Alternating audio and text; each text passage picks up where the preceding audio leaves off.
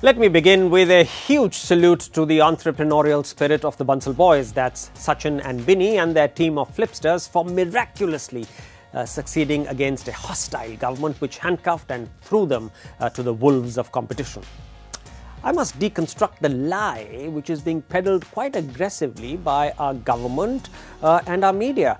Walmart's acquisition of Flipkart has triggered $16 billion as the largest foreign direct investment in India.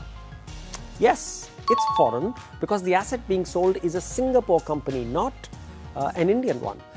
No, it's not direct because cash is not coming into the company but going out to shareholders. In classic stock market terminology, it's not a primary, that is FDI, but an indirect secondary, that is FII market transaction. Heck, it's not even an investment because the dollars are not creating any new asset.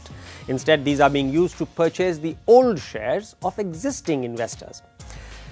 And now to the biggest untruth, that all of this moolah is coming in India. No, sir.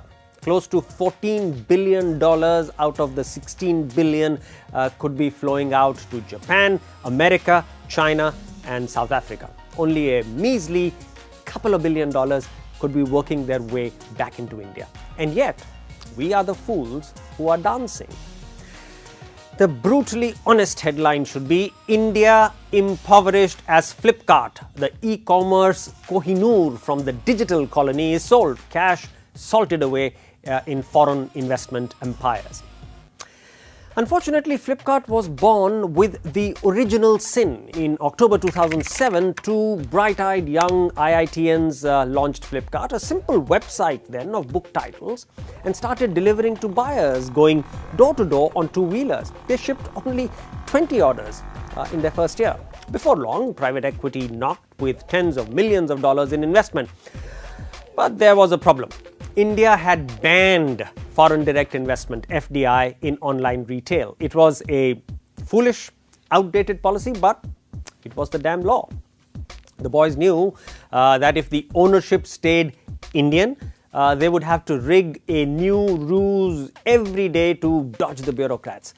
So in October 2011, they flipped the shareholding into a new Singapore company called Flipkart Private Limited. In one swift hack, India's policymakers had outlawed their most promising tech and commerce startup.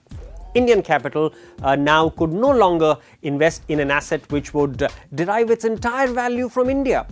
Now tell me, have you ever encountered a more absurd, a more value-destroying policy architecture?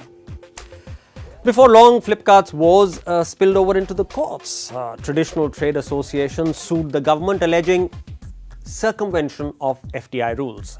The Delhi High Court ordered an investigation into 21 e-commerce companies, with Flipkart its prime target.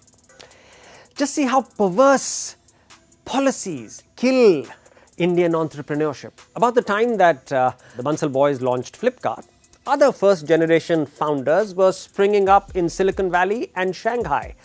A chap called Mark Zuckerberg started Facebook.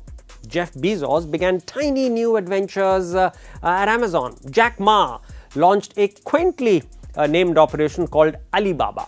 And Pony Ma got Tencent off the ground. Now here's the tragedy. While the Indian government has virtually forced the Bansal boys to sell their dream for a relatively paltry $21 billion, the American and Chinese governments have abetted Jeff, Mark, Jack and Pony to continue controlling their ambitions in hot pursuit of $1 trillion of value. Now, 21 billion may sound like a lot of cash to idea-starved, small-thinking Indians, but frankly, it is trivial for global capital.